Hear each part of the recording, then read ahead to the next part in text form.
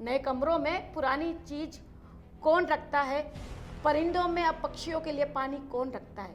ये बुजुर्ग ही हैं जो संभाले हुए हैं दरख्ती दीवारों को, वरना बुजुर्गों की निशानी को संभाल के कौन रखता है। ये नियम है, कानून है कि अगर आपने इनके साथ में कुछ गलत किया तो आपके खिलाफ बहुत कुछ गलत हो सकता है। कोई आपको जबरन फ्रेंड रिक्वेस्ट भेज के तंग कर रहा है, कोई आपको अश्लील मैसेज भेज रहा है, कोई आपको बिना बात ही मतलब अपने फेसबुक पर या अपने सोशल मीडिया पे तंग कर रहा है, कोई आपको लगातार मिस कॉल दे रहा है, कोई आपको घूर रहा है। मैं आपको फिर कह रही हूँ, तो आपको यही मैं मैसेज देना चाहूंगी कि निर्भय रहिए, क्योंकि निर्भय आपके साथ है।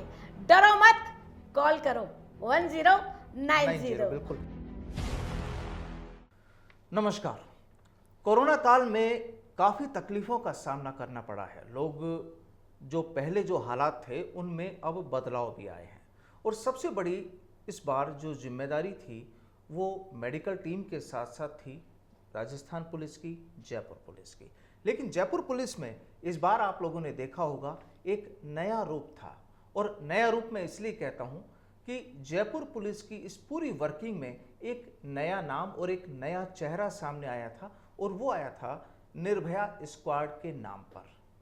दरअसल निर्भया स्क्वाड का जो पूरी जो टीम है ये एक महिला पुलिस कर्मियों की टीम है, और लगभग 213 पुलिसकर्मी जो महिला पुलिसकर्मी हैं वो इस टीम से जुड़े हुए हैं, जो पूरे जयपुर पर अपनी निगरानी रखते हैं। जयपुर पर निगरानी रखने के लिए जयपुर पुलिस भी है, पुलिस थाने भी हैं, लेकिन इस टीम की एक खासियत ये है कि ये बच्चों के लिए, महिलाओं के लिए, बुजुर्गों के लिए, और अगर किसी भी व्यक्ति को कहीं भी कभी भी कोई समस्या हो, किसी महिला को, किसी लड़की को, किसी छात्रा को, तो उसके लिए 24 आवर्स 24 घंटे ये तत्पर रहती है। आखिर निर्भया स्क्वाड के बारे में आपने पहले भी हमने आपको बताया था, पहले भी आपने जाना होगा, लेकिन आज हम आपको एक नए सिरे से इस निर्भया स्क्वाड के बारे में बताने जाएंगे, जिससे जानकर आपको लगेगा कि हाँ, जयपुर की निर्भया स्क्वाड आखिर कहाँ तक पहुँची है और इनकी आखिरी मंजिल यानी आने वाली मंजिल क्या होगी, क्या इनकी प्लानिंग होगी। और आज इसी मुद्दे पर बातचीत के लिए मेरे साथ मौजूद हैं निर्भया स्क्वाड टीम की जो पूरी जो कमान संभाल रखी है एडिशनल एसपी सुनीता मीणा जी।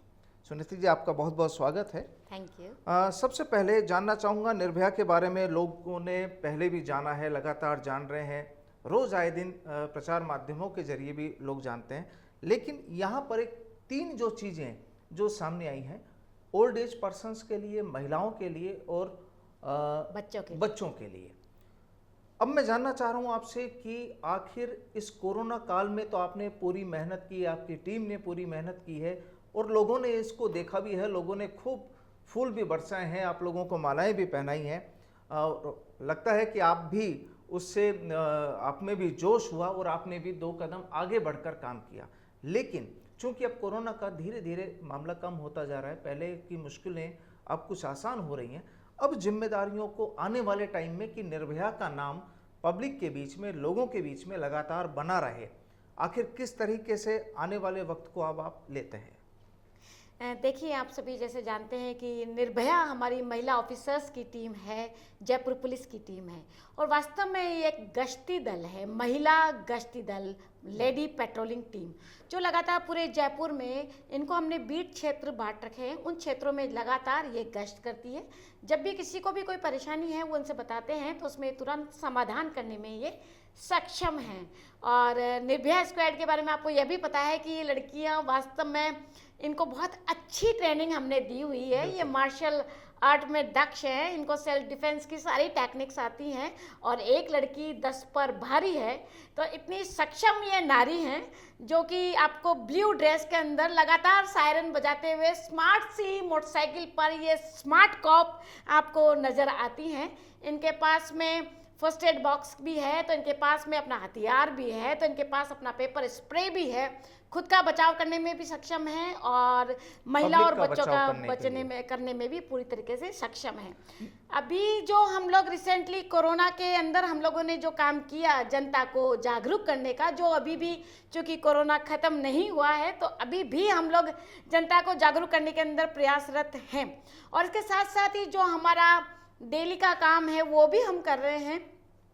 जैसा कि आप जानते हैं कि जो निर्भया स्क्वाड काम करती है महिलाओं के लिए, बच्चों के लिए और बुजुर्गों के लिए, तो सबसे पहले हम बात करेंगे सीनियर सिटीजन्स की कि हम जो काम कर रहे हैं बुजुर्गों के लिए, क्योंकि अभी कोरोना ख़त्म नहीं हुआ है तो बुजुर्ग लोगों को अभी भी बाहर निकलने की मनाही है, वो घरों में ही है, तो वो घरों में रहें और स्वस्थ रहें, इसके लिए हम लोग घर घर जाकर यानी डोर टू डोर सर्वे कर रहे हैं।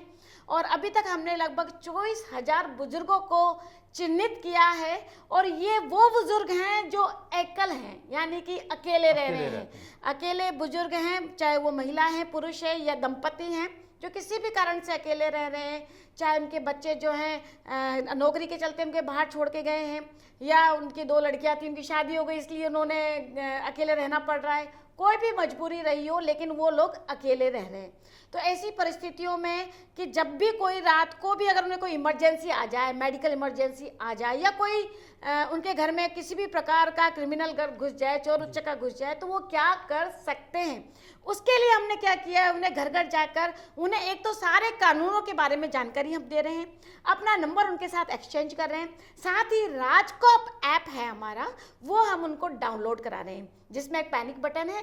तो जैसे अगर इस तरह की कोई मेडिकल इमरजेंसी आती है कि जैसे रात को उनका बीपी शूट कर गया या कोई बाथरूम में गिर गए या ऐसी कोई भी हार्ट का या ब्रेन का कोई भी प्रॉब्लम हुआ है और उनको उनका साथी ले जाने में सक्षम नहीं हो पा रहा, तो हम उनके बच्चे हैं, वो हमारे दादा नाना नानी है, तो वो हम लोगों को जैसे ही वो उस पैनिक बटन को दबाएंगे हमारे पास मैसेज आ जाएगा, इंचार्ज के पास, जो थाना एरिया के इंचार्ज उनके पास मैसेज आ जाएगा। किस तरीके से काम करेगा कि जो आप उनको जो ऐप आपने डाउनलोड कराई है, अगर कोई दंपत्ति है या कोई बुजुर्ग है और वो परेशानी में है, हाँ जी, और रात को 2 बजे वो अगर हाँ उस मोबाइल का यूज करके, हाँ जी, तो किस तरह से आपके पास खबर पहुंचती है और कैसे आप वहां पहुंचेंगे? बिल्कुल, जो पैनिक बटन है वो दबाते ही हमारे पास में मैसेज आता है कि हेल्प मी, तो हेल्प मी में हम तुरंत इनको फोन वापस बैक करते हैं। कंट्रोल रूम नहीं, वो हमने उनमें नंबर सेव किए जा सकते हैं। अच्छा। तो वो जैसे कि किसी भी पैनिक बटन वाले के अंदर जो प्रोसीजर होता है वही राजकॉप के ऐप के अंदर भी है, तो उसके अंदर वो अपने नंबर सेव कर लेते हैं, इसमें उनका एक परिजन का भी नंबर होगा, हमारा नंबर भी होगा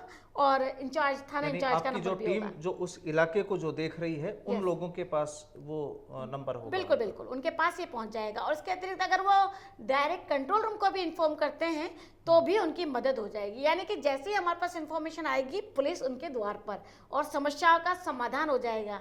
बेसिकली ये हमारी पुलिस की संबल योजना है, वृद्ध संबल योजना है, उसको हम लोग एग्जीक्यूट कर रहे हैं, धरातल पे ला रहे हैं। आप बता रहे हैं आपने अभी तक करीब 24,000 लोगों का सर्वे किया, 24,000 लोगों की आपने जानकारी ली। हाँ जी। कहीं कोई ऐसी चीज उन 24,000 लोगों में से आपका कोई एक एक्सपीरियंस ऐसा रहा हो, कोई ऐसी तस्वीर सामने आई हो कि आपको भी लगा हो कि इस समाज में कि कोई बुजुर्ग अकेला है या 2 लोग वहाँ पर हैं और एक तरीके से परिवार होने के साथ ही वो अकेले भी हैं, वहाँ कोई ऐसी चीज नजर आई हो? बहुत बड़ी सच्चाई है ये वाली बात कि नए कमरों में पुरानी चीज कौन रखता है, नए कमरों में पुरानी चीज कौन रखता है, परिंदों में अब पक्षियों के लिए पानी कौन रखता है।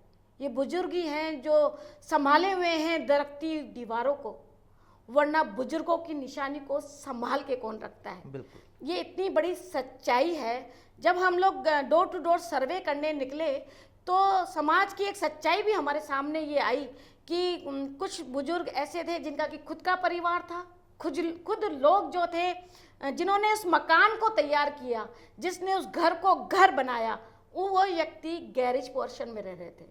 ऐसी विपरीत परिस्थितियां भी हमने देखी, ऐसा दुखद वातावरण भी हमने देखा जिससे कि हमारे भी रोंगटे खड़े हो गए। और हमें बहुत कहते हुए अच्छा लग रहा है कि निर्भया स्क्वाड ने बहुत बेहतरीन काम किया और बहुत सही काम अपने हाथों में लिया कि हम सक्षम हो पाए हमारे उन बुजुर्गों को अपने परिवार से मिलाने के लिए। हमने उन बुजुर्गों को क्या किया कि उनके परिवार वाले यानी उनके बेटा बेटी और उनके जो घर वाले हैं उनको समझाइश की, उन्हें बताया कि ये नियम है, कानून है कि अगर आपने इनके साथ में कुछ गलत किया तो आपके खिलाफ बहुत कुछ गलत हो सकता है। और जब उन्हें ये सारी बातें पता लगी और समझाइश का बहुत फ़र्क भी पड़ा, क्योंकि कई सारी मीटिंग्स हमको इन बातों में करनी पड़ी, कहीं कहीं जगह हमें खुद को भी जाना पड़ा और हम लोगों ने उन परिवार को सहेजा और लगातार हम लोग अब उन बुजुर्गों से टच में भी रह रहे हैं। हर 15 दिन में हम लोग उनका फीडबैक भी ले रहे हैं कि आपको समय पे टाइम पे खाना मिल रहा है, आपको कोई परेशान तो नहीं कर रहा। तो एक बहुत हमारे दिल को तसल्ली देने वाला काम हमने अभी अपनी लाइफ में किया है, कोरोना काल में किया है। मैं आपको सही बात बताऊंगी कि ज़िंदगी में मेरी 20 साल की नौकरी हो गई है, लेकिन जो दिल को तसल्ली इस समय महसूस हो रही है ना, वो कभी ज़िंदगी में महसूस नहीं हुई। पुलिस वास्तव में हमारी नौकरी नहीं है, पुलिस वास्तव में हमारी सेवा है, सर्विस है, जो अब हमें समझ में आ गया। और मैं आपको सबके सामने कहना चाहूँगी कि अगले 7 जन्म में भी अगर मुझे कोई कहे कि आप क्या बनना चाहती हो, तो मैं पुलिस वाली ही बनना चाहती हूँ। बहुत अच्छी चीज़ है ये। और एक जो जज्बा जब आप में है, जाहिर सी बात है कि जब सीनियर्स में कोई जज्बा होता है तो उनकी जो टीम होती है उस टीम की हौसला अफजाई भी बहुत होती है। और अगर सीनियर बिल्कुल ढीले हैं या उनका नहीं हो पाता तो नीचे की टीम भी जाहिर सी बात है काम नहीं कर पाती है। अभी आपने 24,000 लोगों को चिन्हित किया है और जयपुर में तो अभी काफ़ी लोगों को इस तरह से चिन्हित करना होगा और कई चैलेंजेस भी हो सकता है आपके सामने आए। एक योजना आपकी है जो आपने अभी जिक्र किया, हालांकि सजग पड़ोसी का, तो सजग पड़ोसी और एक बच्चों के लिए भी शायद आप लोग कुछ कर रहे हैं। देखिए, सजग पड़ोसी योजना में अब जब हम डोर टू डोर सर्वे कर रहे हैं तो हमने बुजुर्गों को तो हम लोग संभाल ही रहे हैं, साथ ही साथ हम लोग महिलाओं से भी बात कर रहे हैं। हम लोग महिलाओं के साथ में मिल के उन्हें भी बता रहे हैं कि क्या हेल्पलाइन हम आप लोगों के लिए बनी है और आप किस प्रकार से घर बैठे भी पुलिस की सहायता ले सकते हैं। वो कहते हैं कि साहब परेशानियां तो बहुत है, लेकिन कौन कोर्ट कचहरी के चक्कर में पड़े। तो हम महिलाओं को जाके ये बताते हैं कि आप एक हेल्पलाइन को अपने पास में नोट कर लीजिए और वो हेल्पलाइन है हमारी 1090। इसके अंदर सबसे बढ़िया फायदा ये है कि आपकी पहचान गोपनीय रखी जाएगी, यानी कोई नहीं पूछेगा आपसे कि ये कंप्लेंट किसने की थी, कोई हमसे आके ये नहीं पूछेगा। और जो परेशान कर रहा है कोई महिला 1090 यानी 1090 पर अगर कॉल करती है, अपनी समस्या बताती है, तो उनकी कोई पहचान वगैरह उजागर नहीं होगी और उनको जो भी परेशानी है उसके लिए आपकी टीम तैयार है। टीम तैयार है और हम लगातार फीडबैक भी लेते रहते हैं जब तक इनकी समस्या का निपटारा नहीं होता।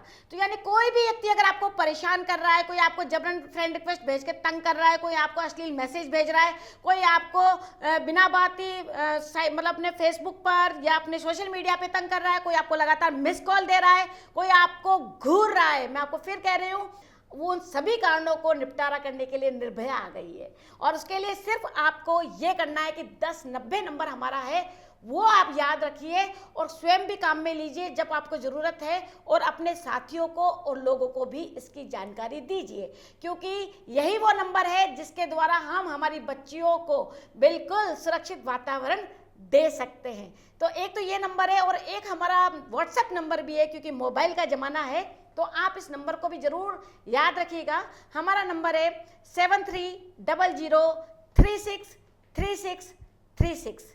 एक और नंबर है हमारा 8764868200।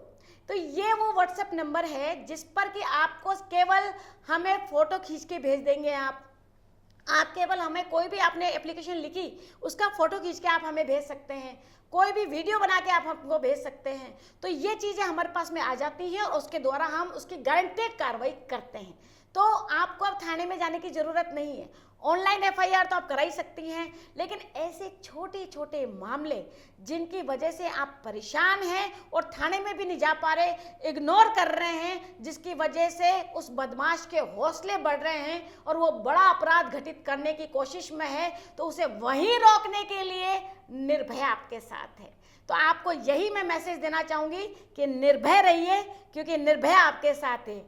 डरो मत, कॉल करो 1090। बिल्कुल। अब जानना चाहूँगा कि आपने इतना टाइम निकाल दिया, आपने ये कोरोना का माहौल, पब्लिक के लिए हेल्पफुल, ये सारी चीज़ें, आने वाले वक्त के लिए आपके कोई इस तरह के आपने कोई टारगेट डिसाइड किए हो कि अब तक जो काम नहीं हुआ वो हम आने वाले वक्त में कुछ समय बात करेंगे? बिल्कुल, हमने जो अपना आगे के लिए हमने कर रखा है, भविष्य के लिए हमारी योजनाएं जो हैं, क्योंकि हम अभी डोर टू डोर सर्वे में लगे हुए हैं, हमारा जो बेसिकली काम रहता है कि हमारी जो लड़कियां हैं वो सुबह 7 बजे से लेकर 2 बजे तक एक शिफ्ट में रहती हैं, फिर दूसरी लड़कियां 2 बजे से लेकर रात को 9 बजे तक शिफ्ट में रहती हैं। इनका जो बेसिकली काम होता है कि स्कूल खुलते हैं तो स्कूल के बाहर ये लोग गश्त करती है ताकि लड़कियों के साथ कोई छेड़खानी ना हो। जैसे ही बस स्टॉप, उसके बाद में जब स्कूल स्टार्ट हो जाता है तो ये लोग आ जाती है मार्केट में, मॉल में, बस स्टॉप पे जहाँ महिला अपने ऑफिस के लिए जाने के लिए निकल रही है तो वहाँ उनके साथ कोई छेड़खानी ना हो। यहाँ तक कि बस में भी सफ़र करती है उनके लिए, तो इस तरीके की ये लोग मदद करती हैं। फिर शाम दोपहर में बाद में जब जब क्लोजिंग का टाइम आता है, जब लड़कियां घर जाती हैं उस समय वहाँ ये पेट्रोलिंग करती हैं। और इसी प्रकार से शाम के टाइम पे जब कोचिंग का टाइम होता है तो कोचिंग क्लासेस के पास में ही अपनी गश्त करती हैं और गार्डन्स में भी गश्त करती हैं ताकि पार्क में भी कोई इस तरीके की गलत या असम्मानजनक व्यवहार महिलाओं के साथ या बच्चों के साथ ना हो।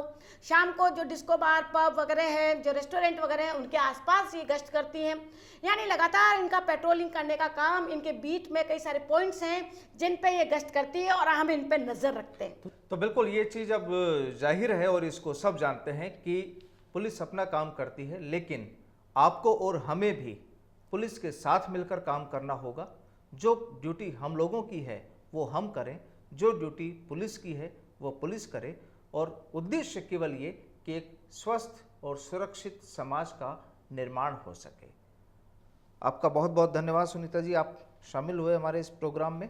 और आपको ये पूरा प्रोग्राम कैसा लगा, आप अपनी जो डिटेल्स हैं, अपनी जो अनुभव हैं, आपकी जो जानकारियां हैं, आपके कमेंट्स बॉक्स में आप ज़रूर हमें बताइएगा, हमें इंतज़ार रहेगा। नमस्कार। नमस्कार।